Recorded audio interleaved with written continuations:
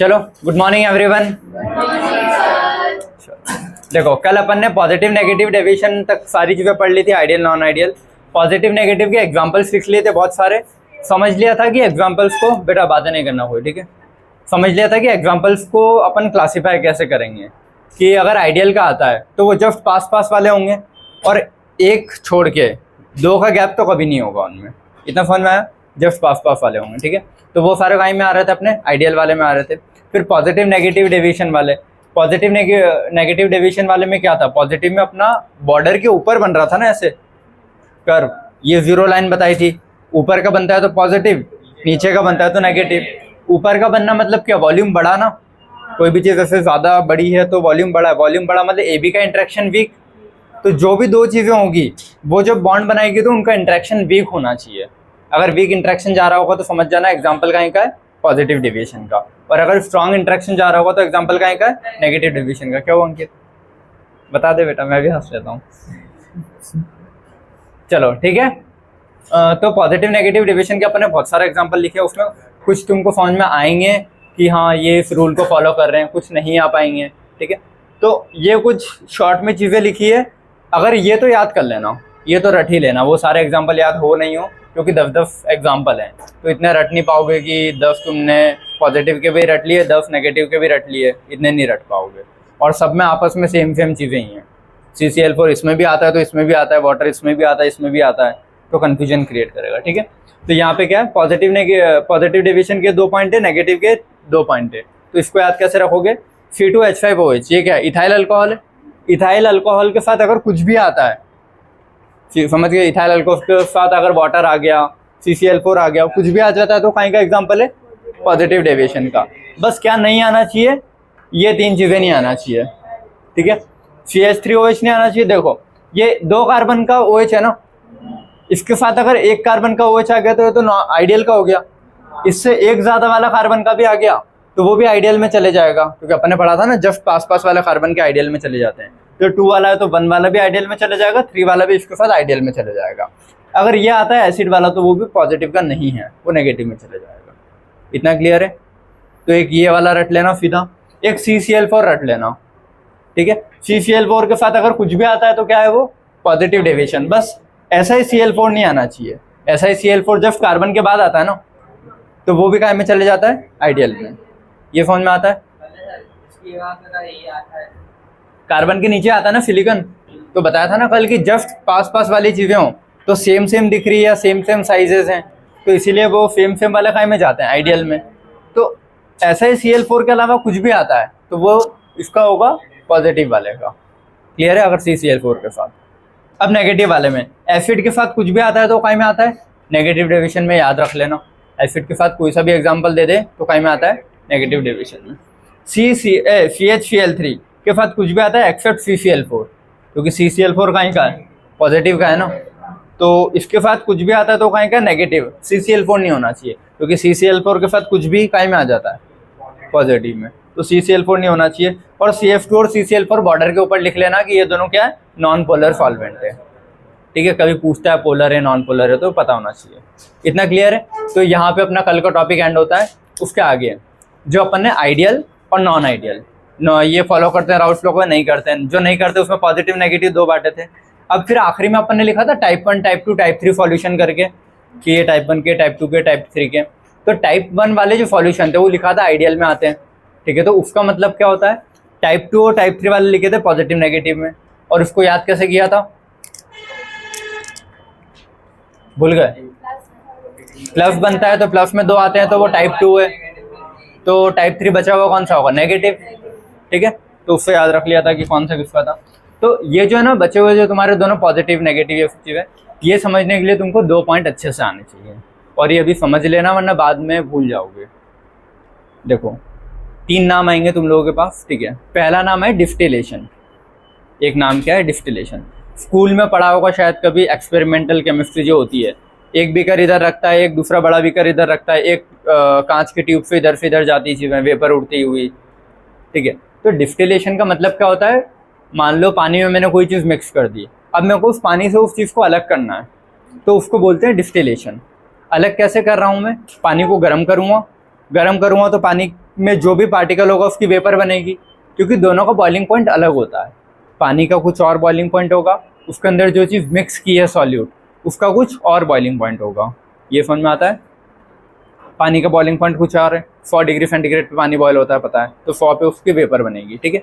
और उसके अंदर जो सॉल्यूट मैं मिक्स कर रहा हूँ, अब उसके अंदर मैं कुछ भी मिक्स करूँ, जो भी कोई सा सॉल्यूट, उसका बॉइलिंग पॉइंट कुछ और होगा, मतलब कुछ और होना चाहिए। ये अगर सेम हो जाता है तो वो एजियोट्रॉप में चले जाता है, क्योंकि ठीक है। तो जो भी सॉल्यूट मैं मिक्स कर रहा हूँ उसका बॉइलिंग पॉइंट कुछ और है, तो पानी कुछ और टेम्परेचर पे बॉईल होता है और वेपर बनाता है, उसके अंदर जो सॉल्यूट मिक्स किया है वो कुछ और टेम्परेचर पे वेपर बनाता है। तो मान लो मैंने टेम्परेचर रखा है 100 डिग्री, तो 100 पे तो सिर्फ पानी बॉयल होगा ना, ठीक है, और उसके साथ वाला सॉल्यूट पता नहीं बॉयल हो नहीं हो, तो एक मिनिमम ऐसा कोई टेम्परेचर आएगा जहाँ पे पहले कोई एक चीज़ बॉयल होना शुरू होगी, या तो सॉल्यूट स्टार्ट हो जाएगा वेपर बनना, या फिर सॉल्वेंट वेपर बनना स्टार्ट हो जाएगा। अगर मान लो जो सॉल्वेंट ऐड कर रहा हूँ वो ज़्यादा टेम्परेचर पे बॉयल होता होगा तो पहले पानी उड़ेगा, समझ गए। और अगर सॉल्यूट जो ऐड कर रहा हूँ वो जल्दी बॉयल होने की कैपेसिटी रखता होगा तो कम टेम्परेचर पे वो उड़ने लग जाएगा। तो दोनों के बॉइलिंग पॉइंट क्या होने चाहिए? अलग अलग, सॉल्यूट और सॉल्वेंट के। तो जब भी कोई ऐसा सॉल्यूशन बनता है जिसमें सॉल्यूट और सॉल्वेंट के बॉइलिंग पॉइंट अलग अलग होते हैं, समझ में आ रहा है ये? ठीक है, ये चीज़ समझ में आ रही है?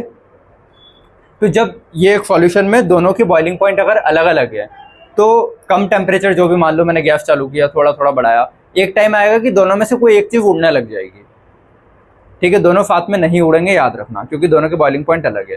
तो दोनों में से जब कोई एक चीज़ उड़ रही है तो उसके वेपर बनेंगे, वो वेपर को मैं कंडेंस कर रहा हूँ, इन वेपर को इकट्ठा करके मैं एक दूसरे चेम्बर में ले जा रहा हूँ। ये डायग्राम जो बनता है ना बेटा बुक में, वो ऐसा बनता है।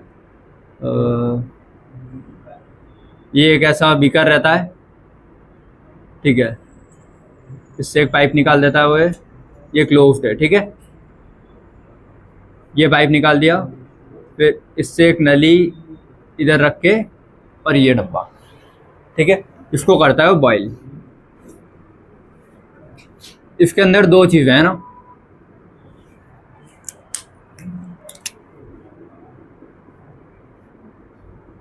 ये समझ में आया? सॉल्यूशन है ये। जब मैंने गर्म किया तो या तो ये ब्लैक वाला पोर्शन उड़ना शुरू होगा या ब्लू वाला, जो भी उड़ेगा उसको मैंने क्या किया? इकट्ठा किया। कंडेंसेशन का वर्ड का मतलब होता है इकट्ठा करना, तो उसको कंडेंस किया। इंग्लिश में जो वर्ड होता है कंडेंसेशन, उसका मतलब क्या होता है? इकट्ठा करना चीज़ों को। जैसे भाप बनती है तो अपन वो रखते हैं ना, ऊपर कोई थाली रख दी तो उस पर वो डॉट डॉट इकट्ठे हो जाते हैं बहुत सारे वेपर के।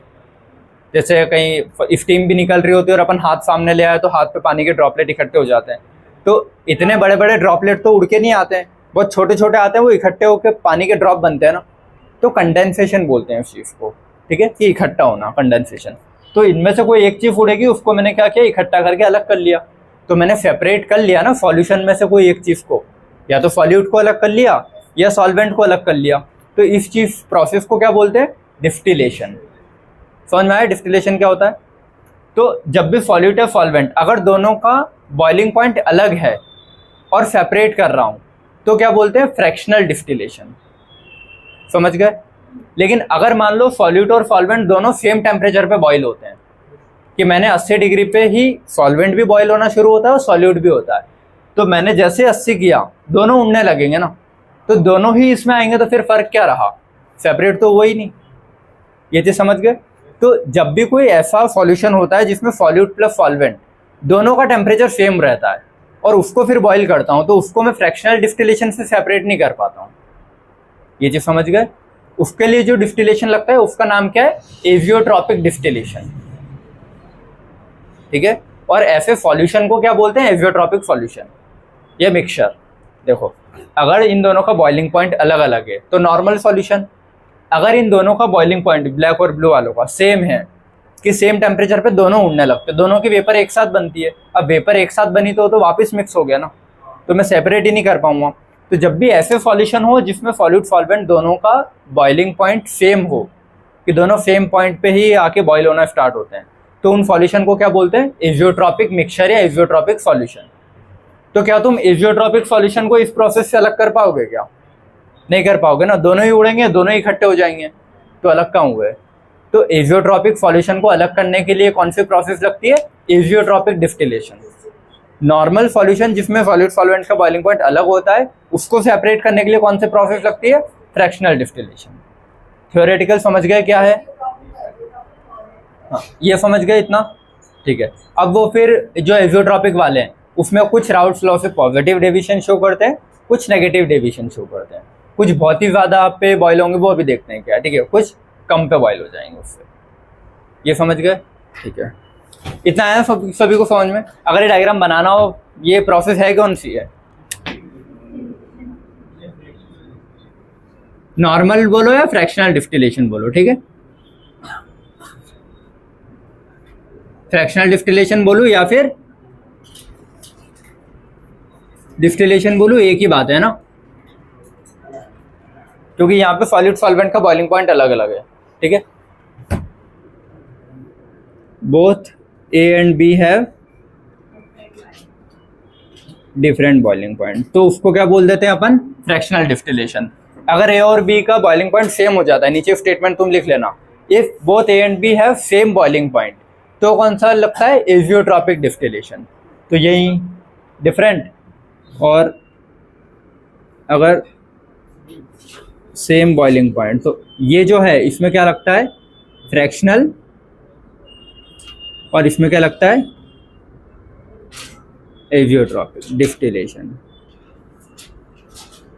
समझ गया ना? डिस्टिलेशन लिखा है, वो डिस्टिलो नहीं है। क्लियर है सभी को? समझ में आया इतना क्या था? उसी के लिए एजियोट्रॉपिक डिस्टिलेशन यही प्रोसेस है। अब वो प्रोसेस एग्जैक्ट होती क्या है, कैसे होती है, नहीं दी अपने बुक में, कर लेते हैं। उस चीज़ को भी सेपरेट करने का तरीका है, लेकिन अलग तरीका है, उसको इस प्रोसेस से नहीं कर पाओगे, ठीक है। उसके कुछ अलग मेथड्स होगी, ऐसा तो है नहीं कि कर ही नहीं पाओगे, कभी तो कर सकता हूँ, ठीक है। ये समझ में आया? अब वही चीज़ जो मैंने थ्योरी में लिखी हो रीड कर देता हूँ मैं, ठीक है। देखो, फ्रैक्शनल डिस्टिलेशन, पहले डिस्टिलेशन समझ गए क्या होता है? ये रहा डिस्टिलेशन। 3 प्रोसेस में होता है। हीट किया, वेपर बनी, उस वेपर को इकट्ठा कर लिया, तो क्या बोलते हैं? डिस्टिलेशन। और ये डिस्टिलेशन अगर ऐसे सॉल्यूशन का कर रहा हूँ जिसका बॉइलिंग पॉइंट दोनों का अलग अलग है, सॉलिड सॉल्वेंट का, तो बोल देते हैं फ्रैक्शनल। और ऐसे का कर रहा हूँ जिसमें सॉलिड सॉल्वेंट दोनों का बॉइलिंग पॉइंट सेम है, तो बोल देते हैं एजियोट्रॉपिक डिस्टिलेशन। क्लियर है? 2 टाइप हो जाएंगे इसके, एजियो और फ्रैक्शनल, ठीक है। The process of separation of one of the liquid, जो भी है, one liquid from another liquid, मतलब बाइनरी मिक्सचर है अपना दोनों, तो दोनों में से किसी एक को अलग करना, हैविंग डिफरेंट बॉइलिंग पॉइंट। तो इसकी मेन कंडीशन क्या है? बॉइलिंग पॉइंट दोनों के डिफरेंट होने चाहिए, तब जाके बोलूँगा फ्रैक्शनल, ठीक है। By distillation is termed as fractional distillation. तो ये वर्ड तुमको समझ में आना चाहिए, बाय डिस्टिलेशन। तो डिस्टिलेशन क्या होता है? ये प्रोसेस, समझ गए? ये हीटिंग, वेपराइजेशन, कंडेंसेशन, ये डिस्टिलेशन है। तो बाय डिस्टिलेशन अगर डिफरेंट है तो फ्रैक्शनल बोल देते हैं। क्लियर है? अब ये सेपरेशन क्यों हो पा रहा है? क्योंकि दोनों के बॉइलिंग पॉइंट अलग हैं। अगर सेम होता तो कर पाते क्या, ठीक है। The separation is possible only when the vapour face has a composition different from that of boiling liquid mixture. इसका मतलब समझ में आया? जो लिक्विड मिक्सचर है उसमें तो ए और बी दोनों है, और इससे जो वेपर बन रही है, वेपर में या तो ए ही होना चाहिए या बी ही होना चाहिए, तभी सेपरेट कर पाओगे। वेपर में अगर दोनों ए और बी मिल गया तो कैसे सेपरेट करोगे? तो वही लिखा है, the separation is possible only when vapour face has the composition different. Vapour face का कंपोजिशन अलग होना चाहिए from that of boiling liquid mixture. जो बॉयल हो रहा है उसका फेस और वेपर का अलग होना चाहिए। बॉयल होने वाली चीज़ में तो इसको ऐसे यार, इसमें तो ए और बी दोनों है ना, ये समझ गए। और ऊपर या तो सिर्फ ए होगा, और अगर नीचे ए और बी दोनों हैं तो ऊपर या तो सिर्फ क्या होना चाहिए? बी। ये बोल रहा है वो, तब जाके मैं सेपरेट कर पाऊंगा ना। पहले वाले में मैं ए को सेपरेट कर लूँगा, दूसरे वाले में बी को कर पाऊंगा। वही पॉइंट ये लिखा है इसने, समझ गए? क्योंकि जब थ्योरेटिकल आएगा तो फिर कंफ्यूजन क्रिएट होगा। कोई डाउट? चलो, इतना क्लियर है। अब उसी के उसने 3 पार्ट में अपना जो सॉल्यूशन था, ideal, non ideal, non ideal के पॉजिटिव नेगेटिव, उसको बांट के बता रहा है कि तुम किसको सेपरेट कर पाते हो उससे, किसको नहीं कर पाते हो। तो आइडियल सॉल्यूशन जो होते हैं ना, जो जस्ट आसपास वाले होते हैं या बस उनका वेट अलग होता है, उनको तुम सेपरेट कर पाते हो कहीं से? फ्रैक्शनल डिस्टिलेशन से। क्योंकि देखो, आइडियल वाले में है क्या? वॉल्यूम ना तो चेंज हो रहा है ना कम हो रहा है, ये सब चीज़ें, बस उसका वेट ज़्यादा है। मैंने बोला एक मिथाइल अल्कोहल है, एक इथाइल अल्कोहल है, तो ये एग्जाम्पल का इनका हो गया आइडियल, क्योंकि जस्ट पास वाला है ना। एक क्लोरोबेंजीन, एक ब्रोमोबेंजीन है, आइडियल। तो वेट इनके अलग है ना बेटा, इधर फर्स्ट बेंच, ठीक है, गुड। हाँ, तो वेट दोनों के अलग है, क्लोरोबेंजीन, ब्रोमोबेंजीन। तो दोनों को गर्म करूँगा तो भारी वेट वाला बाद में बॉयल होगा ना, और हल्का वेट वाला जल्दी बॉयल होगा। इसका मतलब क्या, दोनों अलग अलग टेम्परेचर पे बॉयल होने की कैपेसिटी रखते हैं। यहाँ पे ये समझ में आया सभी को? क्या बोला मैंने? क्लोरो इसमें भी था, मतलब बेंजीन इसमें भी था, इसमें भी था, बस इसमें क्लोरो है, इसमें ब्रोमो है। तो क्लोरीन और ब्रोमीन में वेट किसका ज़्यादा है? ब्रोमीन। तो ये ब्रोमीन वाला देर से, मतलब हाई बॉइलिंग पे उठेगा ना, और कम बॉइलिंग पे ये। तो जैसे मैंने टेम्परेचर बढ़ाया, सबसे पहले कौन उड़ेगा? क्लोरोबेंजीन। क्लोरोबेंजीन ऊपर आ जाएगा तो उसको कंडेंस करके अलग कर लूँगा। तो मैं जो भी आइडियल वाले एग्जाम्पल होंगे उनको हमेशा सेपरेट कर सकता हूँ ना, ये समझ में आता है? आइडियल वालों को मैं आराम से सेपरेट कर सकता हूँ फ्रैक्शनल डिस्टिलेशन से। लेकिन जो नॉन आइडियल वाले हैं उनको मैं फ्रैक्शनल डिस्टिलेशन से सेपरेट नहीं कर पाऊंगा, क्योंकि नॉन आइडियल में क्या हो रहा है, जो ए बी वाले बॉन्ड है वो या तो वीक हो जा रहे हैं या स्ट्रांग हो रहे हैं, सेम उसके जैसे नहीं है। तो वहाँ पे फिर तुम ये वाली प्रोसेस नहीं कर पाओगे, क्योंकि वो आपस में इंटरेक्ट करके मिक्स हो रहे हैं। बताया था ना, कहीं हाइड्रोजन बॉन्ड बन रहा है, कहीं जो पहले से बना है उसको वीक कर रहा है, तो वो उतनी उससे नहीं उड़ पाएगा। दोनों या तो साथ में उड़ेंगे आप, क्योंकि इसमें तुम ये नहीं बोल सकता ना कि दोनों का वेट सेम हो भी सकता है, नहीं भी हो सकता है। CCl4 का जो वेट है और उधर जो भी कुछ दूसरा एग्जांपल लूँ, ज़रूरी थोड़ी उसका वेट सेम रहे, मतलब सेम भी हो सकता है ना, ऐसा ज़रूरी थोड़ी ना अलग रहे। अलग होगा तो फिर कर सकते हैं, लेकिन सेम होगा तो, ये चीज़ समझ गए? ठीक है, किसी का भी कोई एग्जांपल उठा के देख लेना, समझ में आ जाएगा। इतना समझ में आया? तो पहला क्या है अपना, लिक्विड पेयर ऑफ टाइप 1, मतलब लिक्विड लिक्विड का जो दो मिक्सचर है, और क्या है, आइडियल सॉल्यूशन लिया है मैंने। आइडियल का जो ग्राफ बनाया है वो ये है, ठीक है।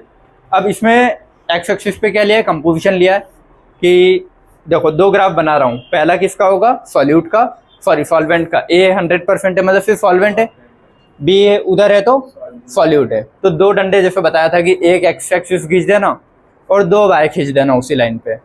तो ये किसके डंडे है, ए वाले की, वो किसका है, बी वाले का है, ठीक है। तो और ये इस साइड क्या लिख रहा हूँ मैं, बॉइलिंग पॉइंट, ठीक है। और बॉइलिंग पॉइंट यहाँ पे किसका ज़्यादा जा रहा है, ये ए वाले का इधर, उधर बी वाले का बॉइलिंग पॉइंट कम है, ठीक है। तो जब भी इसका ग्राफ बनेगा ना, तो लिक्विड वाले को नीचे रखोगे, वेपर वाले को ऊपर, क्योंकि वेपर ज़्यादा टेम्परेचर पे आएगी ना। तो कहीं भी ये जो समझते हो ना, ज़्यादा टेम्परेचर पे वेपर आएगी, तो बॉइलिंग पॉइंट जो भी होगा वो वेपर वाले का ऊपर ही रहेगा हमेशा। तो वेपर ऊपर लिखूंगा, लिक्विड नीचे रखूंगा। इतना क्लियर है? और सॉल्यूट सॉल्वेंट दोनों का बराबर है, इसलिए एक ही बना है ये मिक्सचर, या बाद में पहले जो भी है इसमें एक ही बनेगा। लेकिन जब ये वाले आएंगे तो इसमें फिर दो दो पार्ट में बांट रखे हैं उसने, कि बीच में एक ऐसा अलग से टेम्परेचर आएगा जहाँ इसका थोड़ा कुछ, इसका थोड़ा कुछ, ऐसे करके आएगा, क्योंकि दोनों का इंटरेक्शन है, वहाँ कोई इंटरेक्शन ऐसा अलग से एज सच नहीं है। तो आइडियल वाले में कैसा ग्राफ बनता है याद कर लेना, समझ गए? अब ये चलो, हाँ आइडियल वाला हो गया। अब जो नॉन आइडियल सॉल्यूशन थे, जो राउल्स लॉ को फॉलो नहीं कर रहे थे, उसमें या तो ए बी का इंटरेक्शन स्ट्रांग है, या ए बी का इंटरेक्शन वीक है नॉर्मल से, तो वो फ्रैक्शनल डिस्टिलेशन से सेपरेट नहीं कर पाओगे। तो जिनको फ्रैक्शनल डिस्टिलेशन से सेपरेट नहीं कर पाते हैं उनके लिए दूसरी प्रोसेस लगती है। तो वो दूसरी प्रोसेस क्या है और उन सॉल्यूशन को क्या बोलते हैं वो पढ़ना है। तो ऐसे सॉल्यूशन जिसमें सॉल्यूट और सॉल्वेंट दोनों का बॉइलिंग पॉइंट सेम होता है, कि दोनों सेम टेम्परेचर पे एक साथ वेपर बनाने लगते हैं, उनको क्या बोलते हैं, एजियोट्रॉपिक मिक्सचर। तो एजियोट्रॉपिक मिक्सचर को सेपरेट करने के लिए जो प्रोसेस है वो क्या है, एजियोट्रॉपिक डिस्टिलेशन। क्लियर है? वही चीज़ें बस बार बार घुमा फिरा के लिख रखी, क्योंकि बहुत बार एजियोट्रॉपिक की डेफिनेशन पे क्वेश्चन आता है कि एजियोट्रॉपिक किनको बोलते हैं। हम समझ गए किनको बोलेंगे, ऐसे सॉल्यूशन जिसमें सॉल्यूट सॉल्वेंट दोनों का बॉइलिंग पॉइंट सेम हो, ठीक है। बाइनरी मिक्सचर, दो चीज़ों का मिक्सचर हो गई सही, having the same composition in liquid and vapour phase. ये समझे, लिक्विड फेज में भी सेम कंपोजिशन होगा, ए बी दोनों लिक्विड में भी होगा और ए बी वेपर में भी होगा। तो same composition in liquid and vapour phase, पहला पॉइंट ये, और दूसरा बॉइल्स एट कांस्टेंट टेम्परेचर। ये दो कंडीशन है, ये वाला भी एक तो ये जो है ना, बस यही है इसकी डेफिनेशन, 2 पॉइंट में ख़त्म हो जाती है। एक तो सेम कंपोजिशन लिक्विड में भी ए बी मिल रहा है तो वेपर में भी ए बी दोनों मिलेगा सेम टेम्परेचर पे, और दोनों कांस्टेंट टेम्परेचर पे बॉईल होने चाहिए। बॉइलिंग पॉइंट अगर अलग होंगे तो फिर तो सेपरेट कर पाऊंगा मैं, जिसका बॉइलिंग पॉइंट कम उतने पे रख दो, फिर वही उड़ेगा उसको अलग कर लिया। क्लियर? ठीक है। And boils at the constant temperature without change in the composition of mixture. Composition of mixture change नहीं होगा। समझ में आता है ये? ठीक है। The liquid and vapour phase have the same composition. Liquid और वही बार बार लिख रहा है, लिक्विड में और वेपर फेज दोनों में ए बी मिलेगा। आ रहा है? एंड नो फर्दर सेपरेशन अकर, और इसमें तुम सेपरेट नहीं कर पाओगे नॉर्मल प्रोसेस से, क्योंकि लिक्विड में भी दोनों मिल रहा है वेपर में भी दोनों मिल रहा है, तो सेपरेट कैसे करोगे फिर उसको? ठीक है। Having same composition and no further separation, ये वही अलग से can not be separated by fractional distillation. समझ में आता है ना क्यों? But can be separated by azeotropic distillation. अभी एजियोट्रॉपिक डिस्टिलेशन क्या होता है नहीं है, कैसे करते हैं कोई काम का नहीं, उसका प्रैक्टिकल केमिस्ट्री में आ जाएगा। बस तुमको वर्ड पता होना चाहिए कि नॉर्मल से नहीं कर पाएंगे तो कहीं से करते हैं, एजियोट्रॉपिक डिस्टिलेशन से। अब वो प्रोसेस कैसे होती होगी, उसके क्या इंस्ट्रूमेंट है, कैसे अरेंज होते होंगे, अपने काम का नहीं है, बस ये वर्ड पता होना चाहिए। Clear? Some liquid when mix form azeotrope, कुछ लिक्विड एजियोट्रॉप बनाते हैं मिक्स करने पे, और कौन बनाएंगे? जिनके तो वेट सेम होंगे या फिर जो सेम बॉइलिंग पॉइंट पे बॉयल होते हैं वो बनाएंगे ना एजियोट्रॉप। ठीक है। And this azeotrope boil at constant temperature. समझ गए? ठीक है। अब उसमें भी फिर दो टाइप में बांट देते हैं, सॉल्यूशन ऑफ टाइप 2 और टाइप 3। मतलब जो अपने पॉजिटिव और नेगेटिव डेविएशन वाले थे उनको कैसे कैटेगराइज करूँगा, दोनों काई में आते हैं एजियोट्रॉप में। और उसमें याद है लास्ट में अपन एक लिखा था minimum boiling maximum boiling azeotrope. तो पॉजिटिव वाले ग्राफ के ऊपर जा रहे थे ना, ऐसे उठ रहे थे, और ऐसे उठ रहे थे मतलब इनका वॉल्यूम ज्यादा जा रहा था। वॉल्यूम ज्यादा क्यों जा रहा था? क्योंकि AB का इंटरेक्शन वीक था। अगर AB का बॉन्ड वीक हो गया तो बॉइल जल्दी कर लूंगा ना, तो वो काई में आएगा मिनिमम बॉइलिंग एजियोट्रॉप में। ठीक है। और अपना नेगेटिव वाला वो नीचे जा रहा था कि और कंडेंस हो रहा था। ठीक है। कंडेंस हो रहा था मतलब AB का बॉन्ड स्ट्रांग होगा, उसमें AB का बॉन्ड स्ट्रांग है तो हाई टेम्परेचर लगेगा ना उसको तोड़ के उसकी वेपर बनाने में। तो ये नेगेटिव वाले में क्या आता है? Maximum boiling azeotrope. ये दो वर्ड्स याद रखना, हो सीधा ये वर्ड से पूछेगा कि नेगेटिव डेविएशन काहे में आता है, मैक्सिमम बॉइलिंग, मिनिमम बॉइलिंग, या फिर फ्रैक्शनल डिस्टिलेशन काहे से सेपरेट करते हैं, तो पता होना चाहिए बस। ठीक है। अब वो देखो सॉल्यूशन ऑफ टाइप 2। टाइप 2 बताया था, दो मतलब प्लस का साइन बना देते हैं, या तो ऐसे याद रख लो। तो 2 वाले काहे में आता है positive deviation from routes law, और 3 वाला काहे में आ रहा था, दो एक दूसरे से कैंसिल, तो एक ही डंडा बच रहा था, तो negative deviation from the routes law. ये इतना याद हो जाएगा यहाँ पे। ठीक है। अब इसका जो ग्राफ बन रहा है और इसका जो ग्राफ बन रहा है इसको देखना। ए और बी पॉइंट तो ठीक है कि ये सिर्फ ए का है, ये सिर्फ बी का है। सी पॉइंट किसका है? जहाँ ए बी दोनों मिक्स हो रहे हैं। तो यहाँ पे सी पॉइंट कहाँ आ रहा है? नीचे आ रहा है ना, मतलब इसका बॉइलिंग पॉइंट क्या है? कम है। और पॉजिटिव डेविएशन में मुझे पता है कि बॉइलिंग पॉइंट कम होता है, तो इसका ये जो ए और बी से भी नीचे आएगा सी पॉइंट। और नेगेटिव डेविएशन में मुझे पता है ना ए बी का बॉन्ड स्ट्रांग होता है, तो बॉइलिंग पॉइंट ए और बी दोनों से ज्यादा आता है, क्योंकि ए बी का बॉन्ड स्ट्रांग हो गया। तो ए और बी दोनों से ऊपर आता है सी का पॉइंट।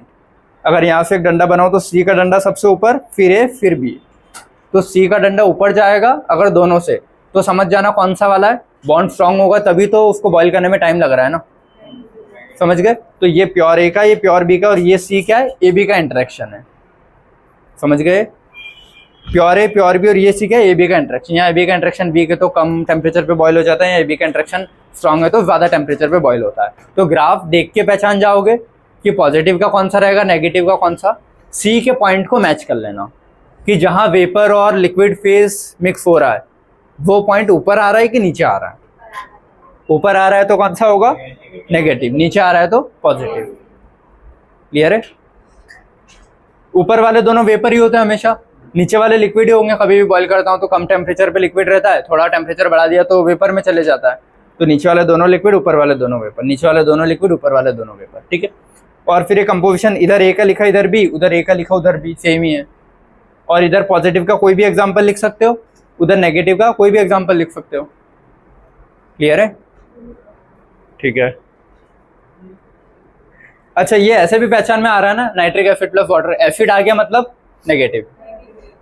ठीक है। अच्छा, उसको ऐसे भी याद कर लेना तुम लोग, एसिड हार्म करता है ना, मतलब कभी भी स्किन पे गिर जाता है तो हार्म करता है, तो नेगेटिव इफेक्ट है ना उसका।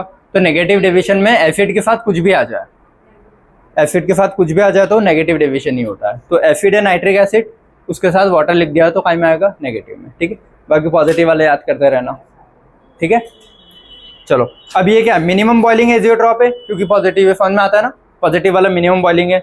बिकॉज पॉजिटिव डेविएशन तो A B bond weak, A B bond weak तो बॉइलिंग पॉइंट कम हो जाएगा ना, दोनों से कम हो जाएगा ये नीचे, तो शो लार्ज पॉजिटिव डेविएशन ये रहता है। तो इसका अगर वो वाला ग्राफ बनाते हैं ना अपन, कौन सा जो अपन उधर बना रहे थे, कैसा बन रहा था ये ग्राफ, ए को यहाँ रखा, बी को यहाँ रखा, अगर मतलब मैं सीधा डॉट नहीं बना रहा हूँ, पॉजिटिव वाला बना रहा हूँ। ठीक है,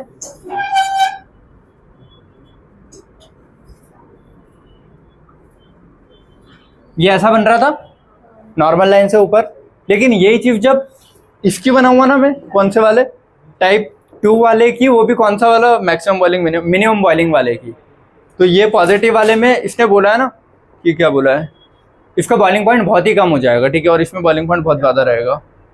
वीक बॉन्ड, 1 मिनट रुको यार, सही लिखा ना, ठीक है हाँ सही है।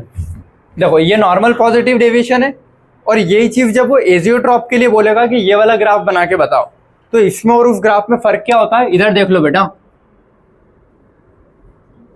अगर ये इसका एक पॉइंट है, दूसरा पॉइंट है, ठीक है, तो ये वाला तो मैंने ऐसे बनाया, ये वाला मैंने ऐसे बना दिया, ये वाला जो रहता है ना ए और बी का, ये ऐसा बनेगा। तो इसने जो लास्ट लाइन लिखी है ना, शो लार्ज पॉजिटिव डेविएशन, एक न्यूट्रल लाइन है, उससे पॉजिटिव डेविएशन नॉर्मल इतना जाता है, लेकिन एजियोट्रॉप के लिए ऐसा जाता है। नेगेटिव डेविएशन नॉर्मल ऐसा जाता है, एजियोट्रॉप के लिए ऐसा जाता है। तो अगर दो ग्राफ देके पूछे कि कौन सा किसका है, तो इस डॉट से ऊपर जानी चाहिए लाइन। इधर देखो, ये डॉट की लाइन तो यहीं आ रही है ना, लेकिन इसका मैक्सिमम पॉइंट यहाँ टच हो रहा है, इस डॉट की लाइन भी यहाँ आ रही है, और इससे ज़्यादा ऊपर कभी नहीं बढ़ेगा नॉर्मल पॉजिटिव में। होना ये देखो ऐसा था, ऐसा आइडियल में होता है, ये सीधे स्ट्रेट बनाता हूँ तो आइडियल, उससे थोड़ा भी ऊपर जाता है तो पॉजिटिव डेविएशन बोलता हूँ। लेकिन वही चीज जब एजियोट्रॉप के लिए बोलता हूँ तो वो बहुत ज्यादा ही ऊपर चले जाता है, समझ गए ये। और वही चीज जब नेगेटिव के लिए बोलूँगा तो नॉर्मल नीचे जाता है, और एजियोट्रॉप के लिए कुछ ज्यादा ही नीचे चले जाता है। तो ये एक फर्क होता है, कभी बहुत ज्यादा उसको कंफ्यूज करना होगा तो समझ में आई ये चीज। ठीक है, बाकी पॉजिटिव नेगेटिव से ये वाले आ सकते हैं। ठीक है, अब इधर देखो नेगेटिव डेविएशन वाला क्या, आपने को पता है कि नेगेटिव डेविएशन मतलब ए बी का बॉन्ड स्ट्रॉन्ग हो रहा होगा, ए बी का बॉन्ड स्ट्रॉन्ग है तो बॉइल करने में ज़्यादा तो हाई बॉइलिंग पॉइंट लग रहा होगा उसका, और ये ज़्यादा नेगेटिव डेविएशन शो करेगा। नेगेटिव है तो मोर नेगेटिव, बस पॉजिटिव है तो मोर पॉजिटिव कर देना। For maximum boiling azeotrope, negative deviation, A B bond strong, A B strong तो बॉइलिंग पॉइंट ज़्यादा, बॉइलिंग पॉइंट ज़्यादा तो नेगेटिव है। लेकिन ये एजियोट्रॉप है तो ये क्या नॉर्मल सॉल्यूशन नहीं है ना, एजियोट्रॉप है तो उसमें और ज़्यादा टेम्परेचर अलग से लगेगा, जो भी है ज़्यादा कम। तो show large negative deviation from Raoult's law, और ये शो लार्ज पॉजिटिव डेविएशन, ये याद रखना है ना, ये लार्ज पॉजिटिव है, ये large negative deviation from Raoult's law.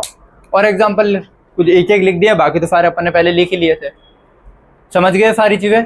अगर क्वेश्चन आएगा एजियोट्रॉप से तो कर लोगे पक्का, ठीक है। ये वाला पॉइंट ऐड कर लिया ना सारे, ये दो कर लो ना।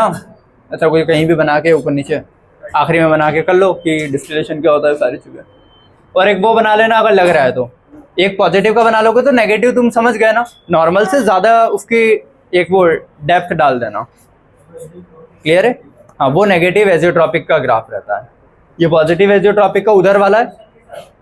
वो क्वेश्चन तुम देखोगे तो समझ जाओगे, तो 4 ग्राफ देगा या एग्जाम्पल देता है 4, ये सब पूछता है। हाँ चलो ठीक है, ये वाला टॉपिक यहाँ पे एंड कर रहा हूँ मैं, ठीक है। इसके कुछ थोड़े से 3-4 कुछ पॉइंट्स बचे हैं, वो लिखवा के समझा ही देता हूँ यार इसके साथ, ठीक है। ये रब करके थोड़ा सा और वो लिख के समझा देता हूँ। इसके बाद अपन क्या पढ़ेंगे, अगला टॉपिक कॉलिगेटिव प्रॉपर्टीज, या फिर इसके क्वेश्चन कर लेते पहले आज, है ना, वो ज़रूरी है। कोई भी याद रखना, चैप्टर को वीक मत रहने देना, चैप्टर के हर एक टॉपिक स्ट्रॉन्ग कर लेना, ताकि एटलीस्ट इन चैप्टर से क्वेश्चन आए तो सही जाए। तुमको नहीं पता कहाँ से क्वेश्चन आएगा। मान लो सॉल्यूशन से एक ही क्वेश्चन आता और एक ही एजियोट्रॉप पे आ गया और तुमने बोला इंपॉर्टेंट नहीं और छोड़ दिया, तो गया सॉल्यूशन। इतना सारी मेहनत करना, मोलैरिटी सब रह जाएगी। हाँ क्या? हाँ मतलब ये नॉर्मल पॉजिटिव डेविएशन है, ये एजियोट्रॉपिक पॉजिटिव डेविएशन है, ऐसा। हाँ दोनों का बना लो ताकि कंपैरिजन रहे, वरना तुमको बाद में लगेगा कि सेम ही तो है, इसमें भी ऊपर ही जा रहा है उसमें भी ऊपर ही जा रहा है। फ़र्क क्या है? तो फ़र्क ये है कि ज़्यादा ये कर्व है। आ गया? सारे इधर देख लो बेटा ना। देखो अभी तक अपन ने जितना भी पढ़ा है ये ऑलमोस्ट समझ लो सॉल्यूशन चैप्टर को मैंने 3 पार्ट में बांट रखा है या 2 में। तो पार्ट 1 तो अपन ने कॉन्सेंट्रेशन टर्म्स पढ़ के क्वेश्चन कर लिए थे। पार्ट 2 में ये अपना जो भी था Raoult 3 loss, Henry law, Raoult's law और डाल्टन्स लॉ, इन 3 के प्लस इन 3 के जो positive negative ideal non ideal, फिर एवियोट्रॉप और ये सारा पोर्शन डिस्टिलेशन वाला तक, ये सेकंड पार्ट खत्म होता है। इसके बाद थर्ड पार्ट आएगा कॉलिगेटिव प्रॉपर्टी। उसमें 4 कॉलिगेटिव प्रॉपर्टी है और आयनिक नॉन आयनिक दोनों के लिए सेम ही है, ठीक है। तो वो वाला पोर्शन थर्ड है। तो अपना जो सेकंड पोर्शन है ना, अब इसको क्वेश्चन कर लेते हैं। फर्स्ट पोर्शन पढ़ के उसको क्वेश्चन कर चुके हैं अपन, सेकंड पोर्शन की थ्योरी अभी कंप्लीट है। अब सेकंड पोर्शन के क्वेश्चन कर लेते हैं, ये जो तीनों लॉस्ट है अपने इनसे, ठीक है। और इसके बाद फिर कल से स्टार्ट करेंगे कॉलिगेटिव प्रॉपर्टी और फिर कॉलिगेटिव के क्वेश्चन कर लेंगे। तो ऐसे करके अपना एंड हो जाएगा, ठीक है। चलो, और लेकिन ये कुछ आखिरी के इंपॉर्टेंट पॉइंट्स बचे हैं। रैंडम कभी भी थ्योरेटिकल में आया तो पता होना चाहिए तुम लोगों को, ठीक है। समझा मैंने, सारे दिए हैं, बस एक बार रिव्यू करवा रहा हूँ। पढ़ो, देखो हेनरी लॉ में कंडीशन अपन ने लिखी थी ना कि जो भी गैस डिसॉल्व हो रही है वो वाटर के साथ मिक्स नहीं होनी चाहिए, मतलब केमिकल रिएक्शन नहीं करना चाहिए, तभी जाके हेनरीज लॉ फॉलो होगा। तो वही लिखा है, those gases which can react with solvent, जो सॉल्वेंट के साथ रिएक्शन करके कुछ और कंपाउंड बना लेगी तो वो हेनरी लॉ फॉलो नहीं करेगी, ठीक है। Does not follow Henry law. तो ammonia in water, ammonia water में घुल के NH4+ आयन बना लेता है, तो वो तो रिएक्शन कर लिया ना। तो जो भी चीज रिएक्शन कर लेगी वो हेनरी लॉ फॉलो नहीं करेगी, रिएक्शन नहीं करना चाहिए, ठीक है। तो ये याद रखना, हेनरी लॉ के मतलब लिमिटेशन में आता है ये, ठीक है। राउल्ट्स लॉ एक स्पेशल केस है हेनरी लॉ का, वही है ना, ऊपर पहले गैसियस सब्सटेंस था, हाई प्रेशर पे अंदर घुल गया, फिर इसमें क्या किया, टेम्परेचर बढ़ाया तो उसी चीज़ के वेपर बन के बाहर आ रही है। फिर वो सिर्फ वेपर का देखा तो डाल्टन्स था, तो प्रोसीजर ऐसे था ना, पहले बाहर फिर लिक्विड में फिर बाहर। तो कहीं ना कहीं वो उसी का एक स्पेशल केस है, ठीक है। तो राउल्ट्स लॉ का एक स्पेशल केस है हेनरी लॉ का, क्लियर है। सेम जैसे तो थे इनके सबके फार्मूले, पार्शियल प्रेशर, मोल फ्रैक्शन सब आपस में सेम थे, ठीक है। डेल एफ डेल जी कोई भी कंडीशन हो सबके लिए पॉजिटिव, क्योंकि एंट्रोपी हमेशा बढ़ती है यूनिवर्स में, याद रखना। पार्टिकल का नंबर बढ़ेगा, एंट्रोपी बढ़ेगी, डिसऑर्डरनेस हमेशा बढ़ती है, ठीक है। तो एंट्रोपी हमेशा पॉजिटिव होगी, एंट्रोपी है डेल एफ।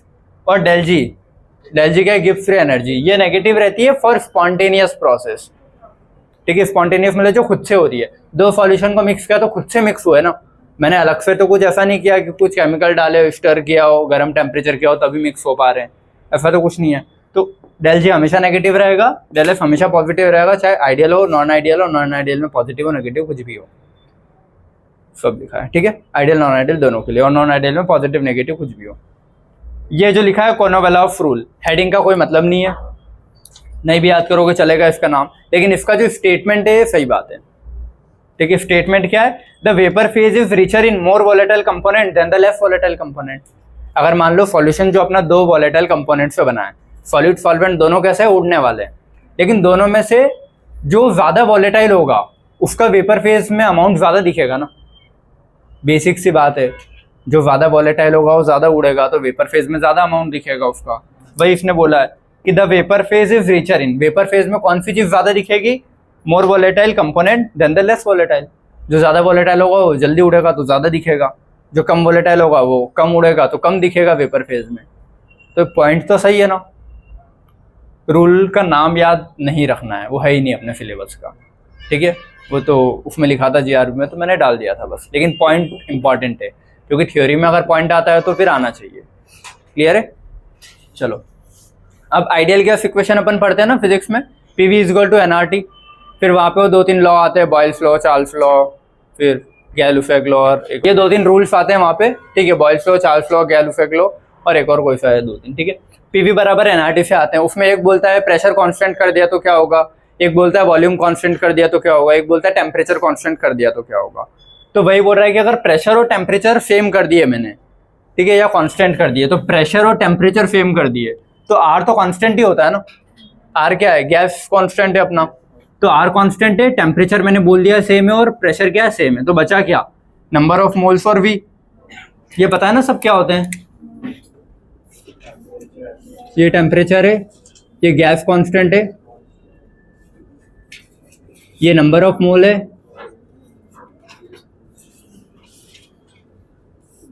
ये प्रेशर है और ये वॉल्यूम है। पीवी बराबर एनआरटी, ठीक है। तो बोल रहा है कि प्रेशर और टेम्परेचर अगर सेम कर दिए तो आर तो कांस्टेंट ही था, तो बचा क्या, वी और एन। तो N1/N2 is equal to V1/V2 हो जाएगा, ठीक है। अगर बोल रहा है वॉल्यूम और टेम्परेचर सेम कर दिए, वॉल्यूम और टेम्परेचर, तो आर तो सेम ही है, तो ये दिखेगा ना बस P और N, तो क्या हो जाएगा P और N, P1/P2 is equal to N1/N2। अगर एक प्रेशर पे इतने मोल है तो प्रेशर चेंज कर दिया तो कितने मोल बचेंगे या कितने दिखेंगे, वो ऐसे। ये इतने वॉल्यूम पे इतने मोल है तो इतने वॉल्यूम पे कितने मोल रहेंगे, या इतने मोल कितने वॉल्यूम होना चाहिए, इतने दिखेंगे, वो अगर ऐसे क्वेश्चन आते तो यहाँ से समझ गए। और एक है ग्राम्स लॉ ऑफ डिफ्यूजन, ये एक छूट रहा था, ये लिख लेना कि रेट ऑफ इवापोरेशन जो पढ़ी थी ना अपन ने, कि कोई भी चीज़ इवापोरेट हो रही है उसको डेंसिटी से बताया था ना। एक साइड पानी को बॉईल कर रहा हूँ, एक साइड शहद को बॉईल कर रहा हूँ, किसकी वेपर ज़्यादा बनेगी, पानी की। तो क्यों, क्योंकि पानी की डेंसिटी कम है, उसमें जो मॉलिक्यूल है पहले से ही दूर दूर है। जिसके मॉलिक्यूल दूर दूर है वो जल्दी उड़ जाएंगे, जिसके मॉलिक्यूल बहुत पास पास में कंडेंस्ड है वो देरी से उड़ेंगे। तो डेंसिटी के इन्वर्स में है ना रेट ऑफ इवापोरेशन, जिसकी डेंसिटी ज़्यादा उसका रेट ऑफ इवापोरेशन कम। समझ में आता ही है, बस कैसे है, अंडर रूट में है, ये याद रखना। क्योंकि जब वो मतलब समझ गया ना, रेट ऑफ एक टाइम पे रेट देगा, डेंसिटी चेंज करेगा और पूछेगा रेट कितने, तो अंडर रूट उधर लगाना पड़ेगा तुमको। क्लियर है, ये हो गया। और एक आर की वैल्यूज लिख लो यार, तुम लोग पता है, तुम लोगों को शायद याद नहीं होगी। आर जो है वो क्या है, हाँ यही है, गैस कांस्टेंट, ठीक है। आर की टोटल 3 वैल्यूज होती है, तीनों लिखो। 8.314 joule, kelvin inverse, mole inverse, ये जूल है ना। 2 calorie, kelvin inverse, mole inverse. 0.0821 litre atmosphere, kelvin inverse, mole inverse. ये याद होनी चाहिए तीनों, लिख लो इसको। 8.314 joule, kelvin inverse, mole inverse. 2 calorie, kelvin inverse, mole inverse. 0.0821 litre atmosphere, kelvin inverse, mole inverse. एक पॉइंट और अगर ऐड करना है तो ये कर लो, नॉर्मल या फिर स्टैंडर्ड, दोनों ही ये लिखवाया था, नॉर्मल या स्टैंडर्ड। एटमॉस्फेरिक प्रेशर कितना होता है, 1 atm, चाहे वो एनटीपी बोले, नॉर्मल मतलब एनटीपी, चाहे एसटीपी बोले, कितना होता है 1 atm। या फिर उसको क्या बोलते हैं, 1 atm का मतलब क्या होता है, 760 mmHg, ये देके भी करता है, या फिर 760 टॉर, ठीक है। तो ये याद होना चाहिए, क्योंकि जब भी क्वेश्चन अभी आएंगे ना तुम लोगों को कहीं के, जो अभी अपन सॉल्व करेंगे ये राउल्ट्स और ये लॉ में, अगर वो एटमॉस्फेरिक प्रेशर कुछ नहीं दे रहा है तो अपन 1 atm लेके चलते हैं, या फिर 760 mmHg, ठीक है। या फिर अगर बॉइलिंग पॉइंट नहीं दिया है उसने किसी चीज़ का, तो बॉइल कब होती है चीज़ें, जब वो एटमॉस्फेरिक प्रेशर के बराबर होता है। तो अगर कभी बॉइलिंग पॉइंट नहीं देता है क्वेश्चन में किसी चीज़ का, तो तुम कैसे मानते हो, फिर इससे बराबर रख देते हो, क्योंकि जितना एटमॉस्फेयर प्रेशर लगा रहे हो उतना ही बॉइलिंग पॉइंट होगा, मतलब सेम होता है ना। तो वो मतलब सॉरी उतना ही वेपर प्रेशर होगा, बॉइलिंग पॉइंट नहीं वेपर प्रेशर। तो एटमॉस्फेरिक प्रेशर हाँ is equal to vapour pressure. अगर वेपर प्रेशर कभी नहीं दिया है तो, क्योंकि बहुत बार तो क्वेश्चन में वो देगा कि प्योर सॉल्वेंट का वेपर प्रेशर इतना है, इसका इतना है, सॉल्यूशन का इतना है, जो भी पता करने के लिए। लेकिन कभी नहीं देता है तो अपन वेपर प्रेशर क्या रख देते हैं, फिर 750 mmHg, अगर नहीं दिया है तो। क्लियर है, तो ये याद रखना है। फिर एक चीज़ और थी क्वेश्चन से ही रिलेटेड, नंबर ऑफ मोल वाले में, ठीक है। इधर देखो, एक और चीज़ है जो छूट रही है, कभी भी मोल फ्रैक्शन लिखते हैं ना, for example mole fraction of B, तो मोल फ्रैक्शन ऑफ बी क्या होगा, moles of B upon moles of A plus moles of B, ये होता है। तो बहुत बार वो क्वेश्चन में मोल्स ऑफ बी को नेग्लेक्ट कर देता है, क्योंकि बी क्या है, सॉल्यूट है ना अपना, सॉल्यूट हमेशा कम अमाउंट में ही होता है, तो वो कम अमाउंट वाले को नेग्लेक्ट ही कर देता है। तो इस पोर्शन को मोस्ट ऑफ द टाइम वो क्या कर देता है, जीरो। तो सॉल्व करने के लिए, आसान करने के लिए क्या कर देता है, N B by N A. देखो अगर ऊपर भी जीरो कर देगा तो वैल्यू जीरो हो जाएगी ना, लेकिन इसमें मैं कुछ बहुत छोटा अमाउंट मिला रहा हूं तो ज्यादा फर्क नहीं पड़ेगा। जैसे ये 100 है और ये 0.2 है, तो 100 प्लस 0.2 में ज्यादा फर्क नहीं पड़ा, लेकिन ऊपर तो 0.2 रखना ही पड़ेगा तुमको। तो वो एनबी को बहुत बार जीरो कर देगा, याद रखना क्वेश्चंस में, क्योंकि सॉल्यूट का अमाउंट हमेशा कम ही लेते हैं। ठीक है,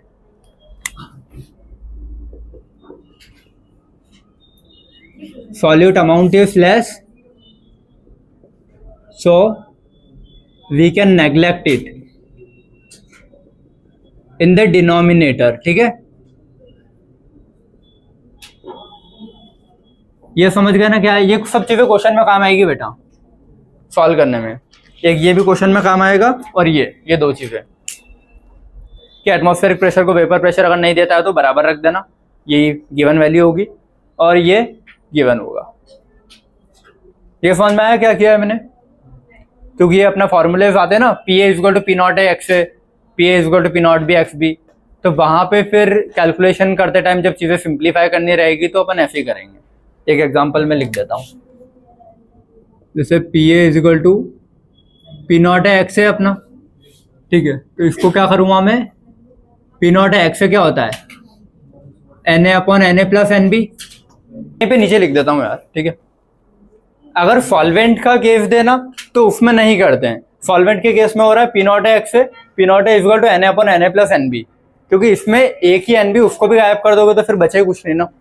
ठीक है, लेकिन अगर सॉल्यूट का केस देता है कि ये पी बी, तो क्या आ जाएगा, P naught B X B, तो इसमें P naught B N B upon N A plus N B, तो इस वाले में जीरो करता है वो।